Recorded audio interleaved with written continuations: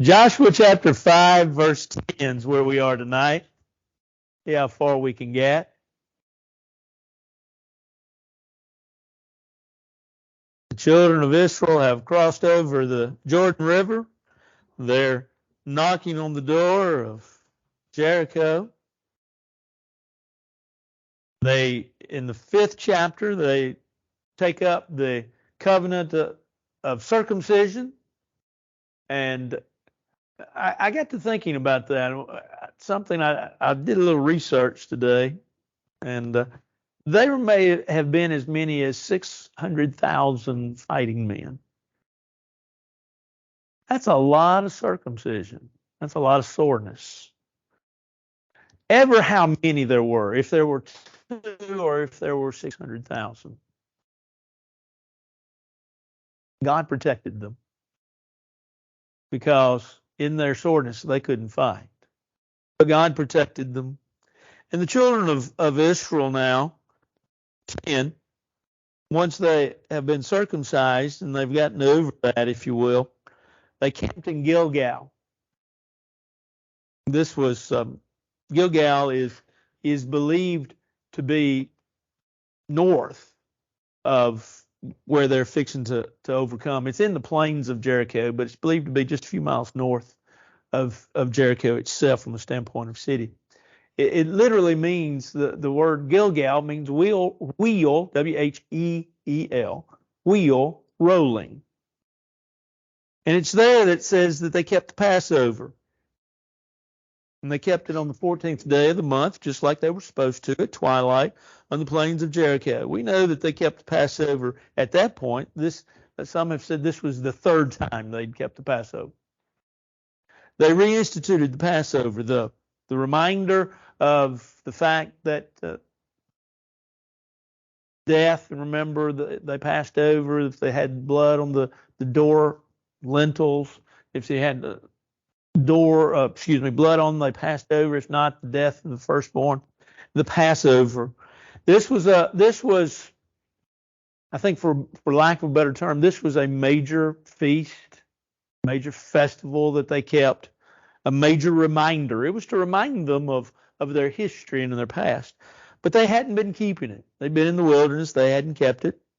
And so they're keeping the Passover. And then verse 11 says, they ate of the produce of the land on the day after the Passover. You couldn't eat of it beforehand. But they ate of the produce of the land on the day after the Passover, unleavened bread and parched grain on the very same day. When the manna ceased on the day after they had eaten the produce of the land, and the children of Israel no longer had manna, but they ate the food of the land of Canaan that year. So now all of a sudden, their diet changes. They go from manna. They go now to eating the produce of the land, if you will, the parched grain. They have changed. God has cut it off because that's not what's needed now. In other words, God had provided all this food for them all this time, all this manna. God had provided for them all this time. And now they're in the land that is said to flow with milk and honey, the land that is prosperous, a land that God is going to give them. And now, basically, you could say God says, now it's your turn. It's your time.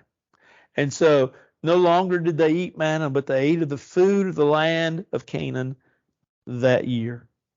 God had taken care of them daily. He's still taking care of them, but nevertheless, he's cut off manna.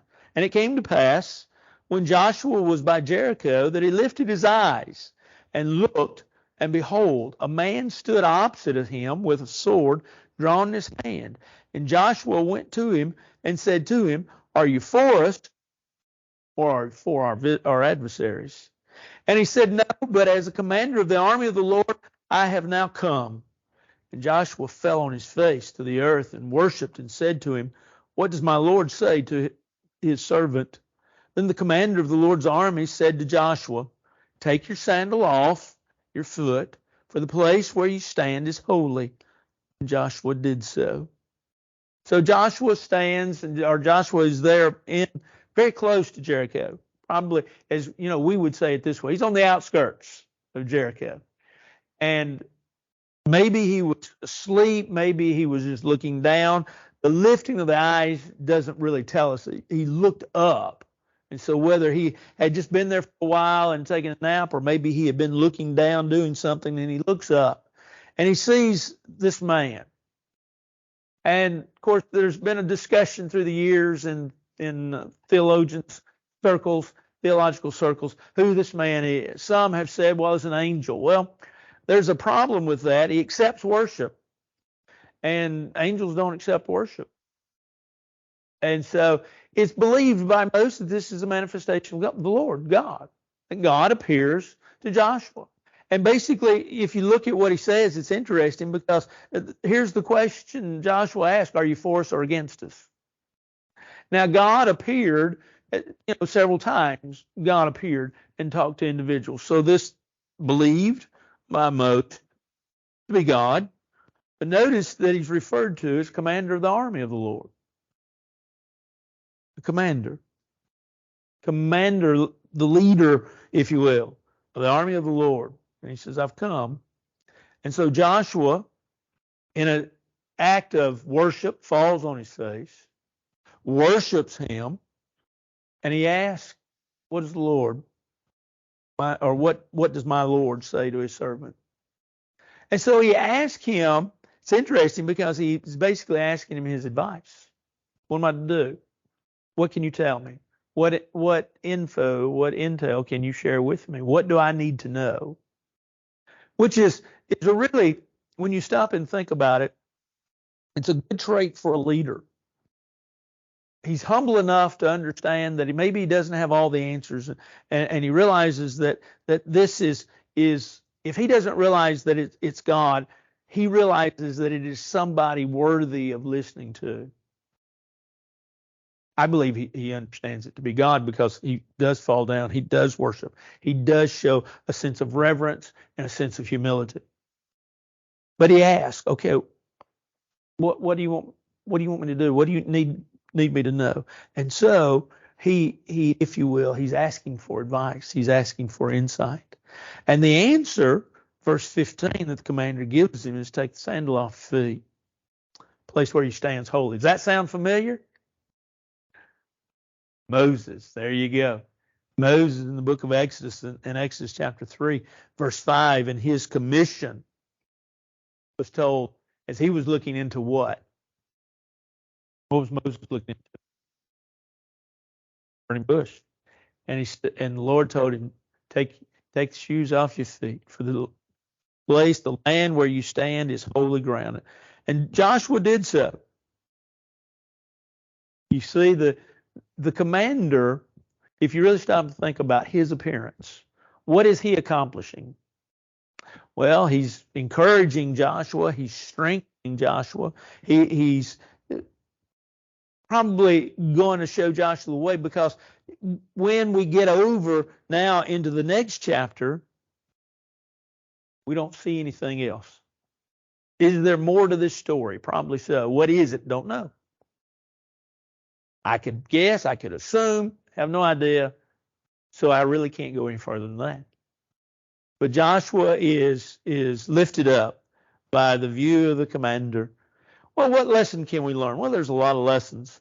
One of the lessons might be, don't rush in, fight a war. It's kind of interesting. We see that also in the 6th chapter. The idea that you have to be patient. God's patient. God sometimes takes a long time to wind up, but he eventually does make the pitch. Be prepared is another lesson. I think the greatest lesson, though, that you might learn out of all of this is 2 things. First of all, you can come back and do God's things, God's ways, when you have gotten away from them for a period of time. I mean, they had gotten away from circumcision while wandering in the wilderness. They'd been eating manna, and now they're going back to eating food that God once again provides through a little bit more natural means. The manna was miraculous. But they went back to doing we can go back. You know, we talk about, every once in a while, we talk about revival and reviving us. Well, revival is the idea of a return. A return as you're built up, but a return to where you were and getting us back even greater and better and higher.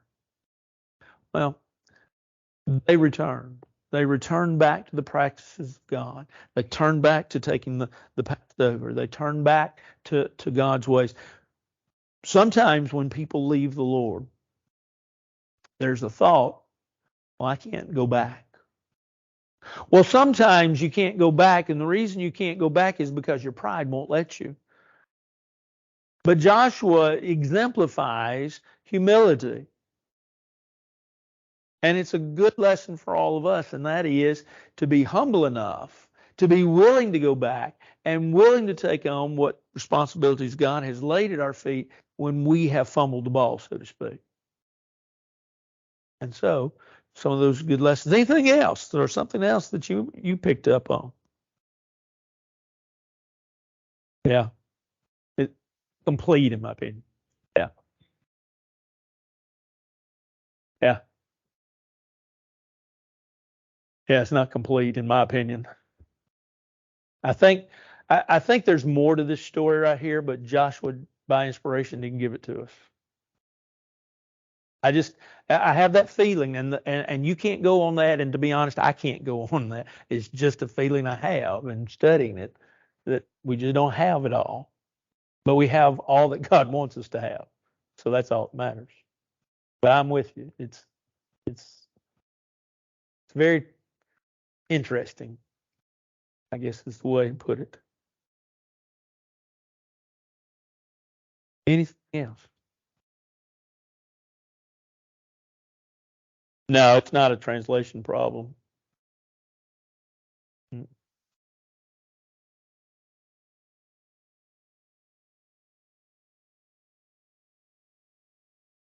could be.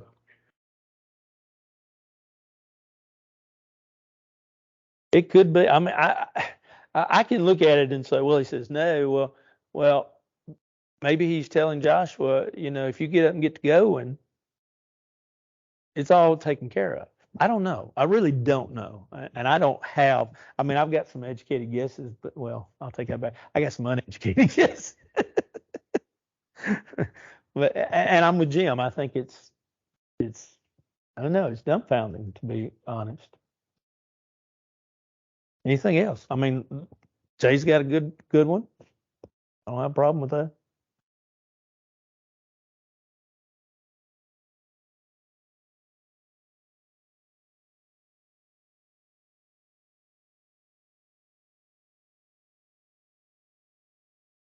Okay. Anything else? All right. Well, let's move on to the 6th chapter.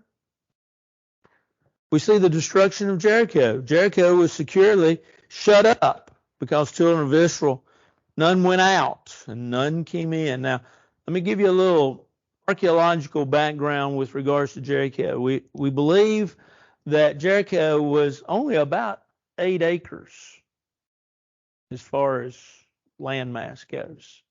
Now, you got to remember that there were a lot of, I think for lack of a better term, city states. Jericho is one of them. City state was independent, self-governing.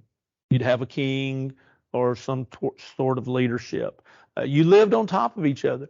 The walls themselves were high. We talked about this when we talked about Rahab here a few weeks ago. But it's archaeology has if the site that they have found is true, the walls, of course, thick enough to live in, and there were 2 walls around Jericho, and they were about 15 feet apart. There was one wall, and then 15 feet out, and then there's another wall. And like I say, people lived in these walls. This was well fortified. You didn't just come, you didn't just walk up. You know, you can come to Nashville, right? I mean, you can say leave Dixon, Kingston Springs, Pegram, wherever. You just roll right into Nashville. But you didn't there. These folks living in Jericho, and there were many, they're all, if you will, they're all bottled up, sequestered, you might say. They've made the city secure. And the Lord said to Joshua, see, I've given Jericho into your hand, its king and the mighty men of valor. Now, when you think about that, think about what he's saying. He promises them victory before they ever fight. And so if you think about it, they were looking at it, at what was fixing to happen from a vantage point of victory, not for a victory, but from victory. In other words, they were going to go in and win if they did what God told them to. So he says, I've given you Jericho into the hand, its king and the mighty men of valor. You shall march around the city, all you men of war, and we know this story, but let's read anyway. You shall go all around the city. This you shall do 6 days. And 7 priests shall bear 7 trumpets of ram's horns before the ark. But the 7th day you shall march around the city 7 times. Priests shall blow the trumpets. It shall come to pass when they make a long blast with the ram's horn, and when you hear the sound of the trumpet, that all the people shall shout with a great shout. Then the wall of the city will fall down flat, and the people shall go up every man straight before him. If you look at it, it's a really strange strategy. Now think about it. You're going to go up against a city. This city's fortified. If the doors are closed, there's no way in. And God says, I'm going to give it to you. But here's what you go do. You don't go, if you will, and go up and try to tear the doors off or the gate open and go in that way. You don't go try to get in some of the windows of the homes that were on the wall. You don't go that way. You march around the wall. That's what you do. 1 time a day. 6 days. 7th day, you're going to march around 7 times. And you're going to blow trumpet. I thought it interesting. One guy I was reading today, he said the strategy, even though odd, was simple. And it was so simple that Joshua is able to take it to other people real quickly. And we'll see that here in just a second. And so this is what we do. And his thought, as I was reading this individual, his thought was, that's why it was so simple. He said, now it's strange, but it's still simple. Well, it is. It is. And so they're told, really, here's what I want you to do. Now, if you think about it, this is really a test of how obedient you want to be. In other words, because you're sitting back, if you're a child of Israel, an Israelite, you're thinking, we're going to get this city how? We're going to do what? Well, it makes no sense. But their faith, their obedience is tested. And so they have a certain order in which they will go. They have certain things that they'll do. And they're not to alter those. And so Joshua, verse 6, the son of Nun, called the priest and said to them, take up the ark of the covenant and let 7 priests bear 7 trumpets of ram's horn, 7 trumpets of ram's horns before the ark of the Lord. And he said to the people, proceed and march around the city, and let him who is armed advance before the ark of the Lord. The ark of the covenant was special, and why was it special?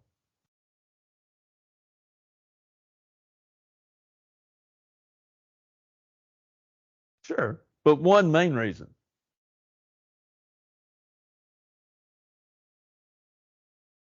That was the main reason. The mercy seat, the angels, the cherubims that were on top, basically with backs to each other, their wings spread such, and that was considered the mercy seat of God. And that's where God was to sit. The Ark of the Covenant had become, by this time, and even after this time, had become sort of a good luck charm. Do you remember who lost the Ark of the Covenant? Go back further. Yeah. Well, actually, Hophni and Phinehas took it in, remember? In 1 Samuel chapter 3.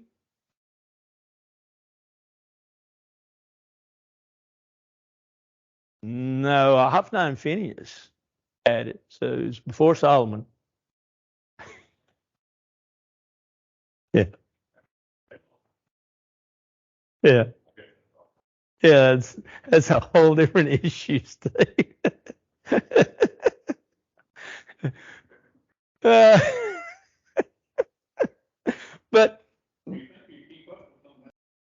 yeah, but the idea was you carried it with you kind of as a good luck charm. And so they're carrying it as a good luck charm. So take the Ark of the Covenant. Now, this was part of it. This is what they were told to do, admittedly. But take the priest, and you go and march around the city. And so you can look at this from all different vantage points. But think about marching these folks around the city one time a day, 6 times on the seventh day, quietly. An exhibition of self-control, right? I mean, we can't walk out of this building without talking. I can't. I'll put it like that. You might can. I can't. So they're in control. So they're marching around. And so it was that when Joshua had spoken to the people, that 7 priests bearing the 7 trumpets of ram's horns before the Lord advanced and blew the trumpets, and the ark of the covenant of the Lord followed them. The armed men went before the priest who blew the trumpets, and the rear guard came after the ark, while the priest continued blowing the trumpets. Now Joshua commanded the people, saying, You shall not shout or make any noise with your voice, nor shall a word proceed out of your mouth until the day I say to you, Shout. Then you shall shout. So he had the ark of the Lord circle the city, going around it once. Then they came to the camp and lodged in the camp. Joshua rose early in the morning. The priest took up the ark of the Lord. The 7 priests bearing 7 trumpets of ram's horns before the ark of the Lord went on continually and blew with trumpets. And the armed men went before them, but the rear guard came after the ark of the Lord, while the priest continued blowing the trumpets. The second day they marched around the city once and returned to the camp. So they did this 6 days. You look at this and you say, you think, not only is this strange strategy, but can you imagine being inside the city? About the 3rd day, what are you saying? Here they come again. What are they hoping to prove? Why are they doing this? And it came to pass, verse 15, we see some more instructions. On the 7th day that they arose early, about the dawning of the day, marched around the city 7 times in the same manner. On that day only, they marched around the city 7 times. So altogether, how many times they marched around the city? 13. 6 and 7, 13. Very good. The 7th time it happened when the priest blew the trumpets, that Joshua said to the people, Shout. Now, they'd been silent from this point. Now they're told to shout. But notice that they're told to shout, for the Lord has given you the city. Now, admittedly, that may not have made sense to all of them at that point in time. Yes, God had promised the city. And Joshua says, God has given you the city.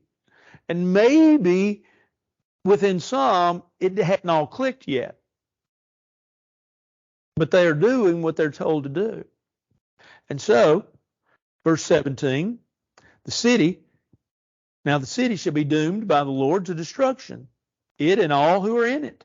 Only Rahab the harlot shall live, she and all who are with her in the house, because she hid the messengers that we sent. And you, by all means, abstain from the accursed things, lest you become accursed when you take of the accursed things and make the camp of Israel a curse and a trouble it. Most confusing verse until you really just sit down and think about, okay, and you see the story as it unfolds and you understand, okay, don't bring back what you're not supposed to bring back. and you're not supposed to bring back anything. So don't bring back anything. And we know the story in the 7th chapter. Achan did, and we'll find that out in a minute, or probably next week. But notice that they were told, abstain. Don't have anything to do with it. But he says, and there's the contrast, but all the silver, the gold, and the vessels of bronze and iron are consecrated to the Lord. They shall come to the treasury of the Lord. All these things, the gold, the silver, and the vessels of bronze and iron, you bring them in. Now, Rahab, you go back to verse 17. Rahab was supposed to be spared. Everybody else was supposed to be killed. Now, I know we get into the Old Testament and we get into some bloody thoughts and bloody scenes and terrible. And some circles have problems with this. Why did God want all of them dead? Why would God want any of them dead? God's a God of love. God cares for all of his creation, but yet this is what God wanted. It could have been that God wanted to make an example of these people. It could have been that these folks, and we do know this, these folks were very idolatrous, and God didn't want them mixing with his children. God wants them destroyed. And as we know, like I say, because we all know the story, they are. They will be, not yet as far as in our reading, but they are. Everything is supposed to be basically done away with. But these pieces of value, gold and silver and the bronze, iron vessels, were to be saved, and they were to be set apart. These were the Lord's. These belonged to the Lord's, and these were for the Lord. So the people shouted when the priest blew the trumpets. And it happened when the people heard the sound of the trumpet and people shouted with a great shout that the wall fell down flat. Now, I do have a question. How flat's flat? And you might say, what in the world is he talking about? Well, it's not completely flat. Why is that? Go to verse 22 following. Part of the wall evidently doesn't fall. The part where Rahab has her abode doesn't fall. So you might say, well, how flat is flat? Well, evidently it's flat enough that they can run into it, the city. And evidently it kind of the way it reads to me is that the part of the wall where her apartment was, it was left. But everything else was such that they could run in and take over the city. A multitude breaches, if you will, to go in. Now, you might say, well, preacher, does that mean that the wall fall like it said? No, you have to define how flat's flat. Right? If bread rises this much, it still may be considered flat, especially if you thought it was going to rise this much. Right? Suzanne, I've told you before, Suzanne, a long time ago, soured bread. And every once in a while, when the weather didn't cooperate or when something didn't go exactly right, it didn't rise. It didn't rise like it was supposed to. It's still good. It still accomplished what it was supposed to accomplish. It fed us. But you say, well, what do you measure it by? Well, sometimes, it rose way out of the pan. And to be honest, we didn't like it when it rose way out of the pan. It lost its flavor. We'd like for it to rise some.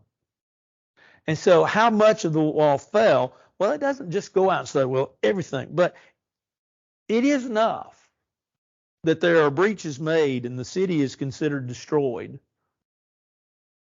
And so notice what it says. The people went up into the city, every man straight before him. They took the city, verse 21 now, and they entered, and they utterly destroyed all that was in the city, both man and women, young and old, ox and sheep and donkey with the edge of the sword. They killed everything.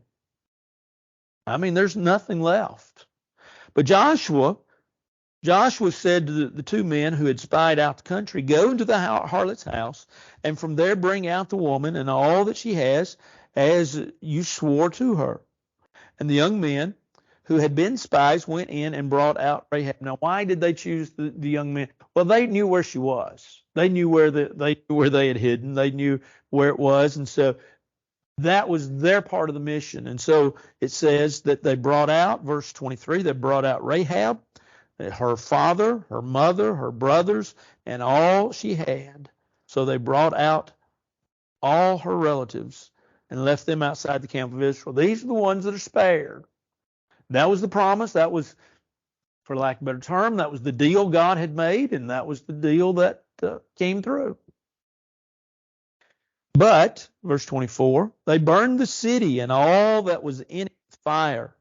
Only the silver and gold and the vessels of bronze and iron they put into the treasury of the house of the Lord. There tells you something that we don't talk about a lot. There tells you that, if you will, the house of the Lord, temple, had a treasury. And there were things that were in it. But nevertheless, verse 25 says, Joshua spared Rahab the harlot, her father's household, and all she had. So she dwells in Israel to this day, because she hid the messengers whom Joshua sent to spy out Jericho. Then Joshua charged them at the time, saying, Cursed be the man before the Lord who rises up and builds this city, Jericho. He shall lay its foundation with his firstborn, and with his youngest he shall set up its gates. In other words, don't rebuild Jericho. You're not going to survive it. Your family's not going to survive it. So the Lord was with Joshua, and his fame spread throughout all the country. Don't you love the story? I mean, I know I just hadn't broke it down because we know this story real well, but this is one of those, when you was a kid and the flannel graphs, you just love to see it in Bible class. It's always fun. And this is one of those that the Bible school teacher would always let you act out, and you get to march around the little table in the room, and you get to holler, and somebody come in and ruin your fun. But anyway, this is a story of faith. It's a story of obedience. It's a story of God's power. It's really a story of the advancement of the children of Israel. One of the things that you have to think about that is, to me, is important and interesting is that the children of Israel didn't just cross over the Jordan River and say, well, we're here. Now, admittedly, they couldn't do that because they were going to fortified cities and to a land that people inhabited and dwelled, and they were going to take it for God and for themselves, of course.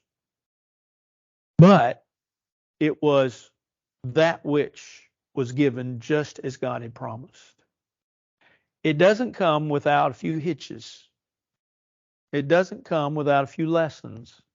We're fixing to see one in the very next chapter when they go up to Ai. But it is to say that the children of Israel began on a good note. They did as God had told them, except for Achan, of course. But the city is destroyed, and God wanted it that way. And God basically said, don't build it back. I don't want it built back.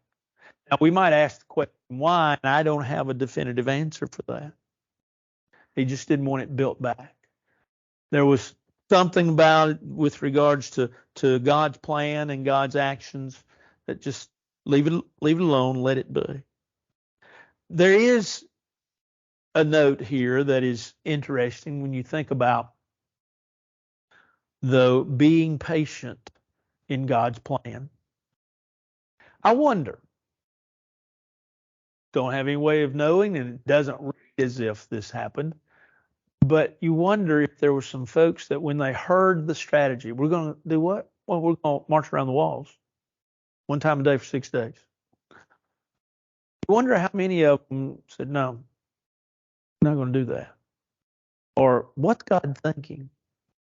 Or at least in their own mind, maybe questioned or doubted how this was all going to play out. No, we don't know. There's always some, right? But we don't know. But the story does kind of help us understand that we need patience with the plan of God. Because God could have, as soon as the children of Israel got up to Jericho, God said, come on. And as soon as they got there, flatten the city right then. They could have run in then and overtaken everything, killed everybody like they did on the seventh day. God's plans sometimes take patience. And in our life, we so often want what we want, and we want it immediately. Been thinking we're going to have a sermon. I don't even have it planned. I don't have it technically planned for this year, but we're going to have it in a few weeks. When God is silent, what do we do? What do we do? Where's God, and what do we do? Been thinking about that recently. And God's never what we'd call truly silent. He just doesn't answer, but that's really loud if you think about it. But it is the point that sometimes we just have to wait for God. And I think that this story helps us understand that. And we might look at it, and we might look at this story another way. The plan of salvation makes sense, but it doesn't make sense, right? I've talked about this recently, about baptism and the blood of Christ, and how blood stains, but baptism washes us with the blood of Christ and we're cleansed. Makes no sense. But faith tells us, and we believe, that while it may not make any sense, that's what God said, and so therefore that's what it is. This marching around the walls didn't make sense,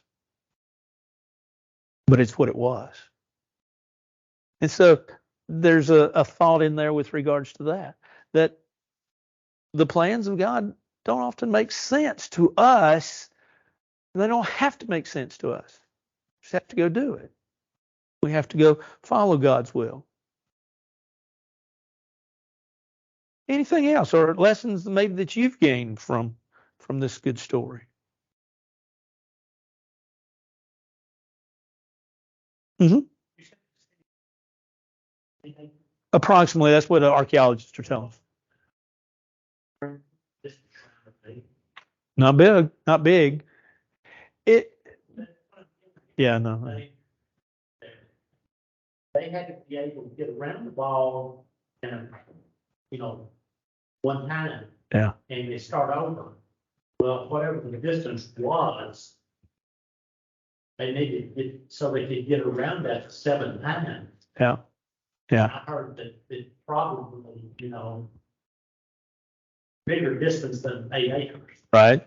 But how many people would they have to have side by side with what? On around that last day? If they had a third of them going around it, what would 2/3 of them be doing? What right. They had to make a circle. Right. And how many wide?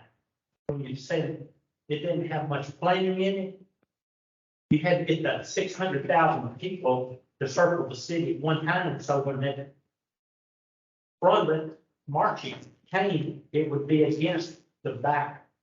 The last person, would be in front of it. Exactly. But here is something to consider that I don't have an answer for, okay? You just made what I always have made, and that's the assumption that everybody marched around the walls. Fighting men. Right. Yes. Yes. Numbers. Well, you're right. I can't. 19, I want to say, but yes, you're all right. Yeah. Yeah. Yeah. And we talked about this before. Everybody went over the Jordan, but it said the fighting men went over to the plains. Jericho. Right. Yeah. I got done. For 40 years. Couldn't answer his. Couldn't answer George's. 40 years. Yeah. you don't do anything. Yeah. Now, Yeah. now they gotta go out, wait a minute now, something doesn't jive here. Yeah. We've been told to sit in the house and go Right. out and pick up enough, don't even go out and pick up food. But now we're gonna walk around and go, Yeah. sometimes, just like, I said, sometimes we need to look at God and say, He may have an exception sometimes. Oh yeah. Oh yeah. Yeah. Yeah. Yeah. There is. There is an exception at this point, but God has to give the exception. That's the issue. But yes, when we look at it, we say, well, wait a minute. The Sabbath, Exodus 20, the Sabbath was to be honored, and it's not here. But why? Well, and it was honored in the wilderness.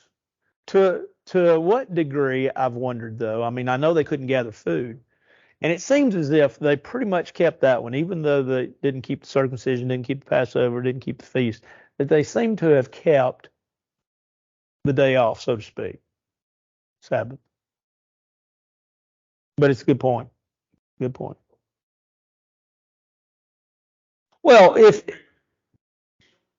yes, and if you put the number of men, if you put the number of men that the Bible talks about, it's it's a huge. Yeah, that's right.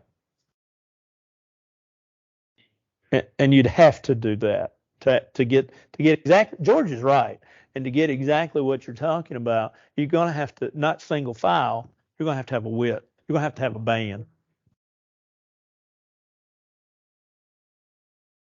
That many people, however many side by side, you'd have that many people going straight into the city from that point. Yeah. Yeah. One, but somewhere there's 600,000 too. They had 600,000 men altogether.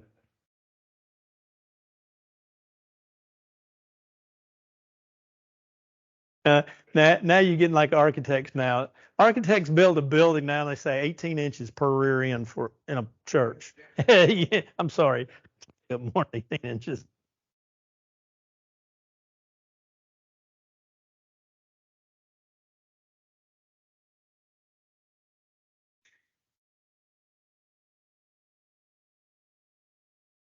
Any wall. Interesting, if you read some of the archaeological dig in Jericho, they say when it talks about the walls falling, the dig they found, they fell out. Yes, yeah, that's been the discussion, and they fell out.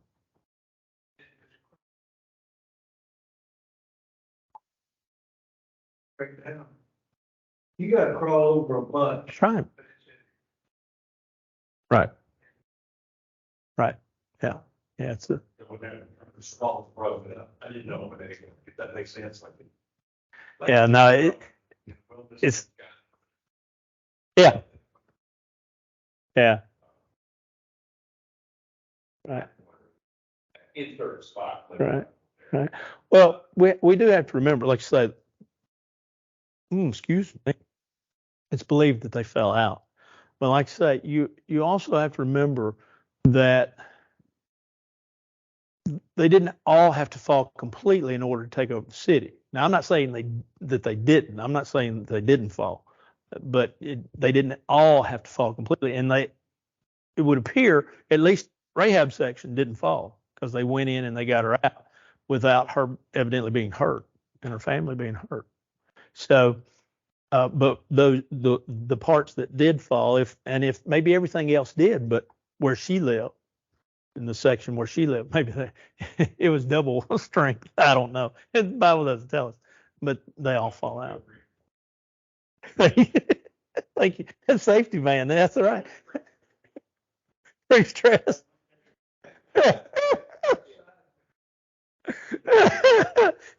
It had flags in it. Had flags in it. Yeah, that's right. That's right. Anything else? All good. Okay, I do have Numbers 26, George. 600,000 fighting men. Numbers chapter 26. I did write the note. I knew. I wanted to say 19, but that didn't sound right. After this, then they go to AI, they said, it's gonna take all of this big, Right. huge group. Take a few up there. Right. Yeah. Which is when you think about when they go to AI, it's kind of interesting because it seems as if they went immediately. They didn't wait. The first, and so maybe they thought, and who knows? I don't think scriptures really tell us that they're going to do. We're marching on. I think is what I'm trying to say. It's full steam ahead. There you go. That's what I'm trying to say. It's full steam ahead. And so,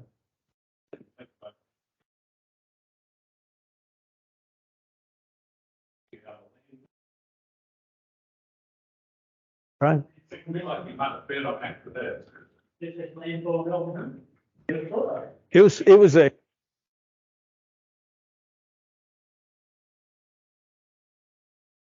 yeah, he gave them a land that was prosperous. It's still prosperous. It's just different prosperous. Anything else?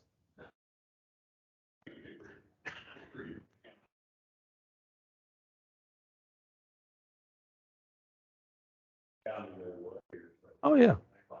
They didn't have any trouble living off the land, they were like, English being shot everywhere.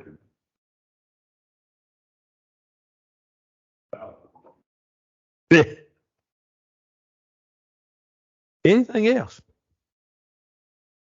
Well, we're going to look at AI. So, as I've said before, Joshua, one of the interesting telltale things about him is that he's going to march now from what would be considered the eastern side of Israel. He's going to march all the way to the western side. He's going to march all the way to the river, basically dividing the land in half. Hello.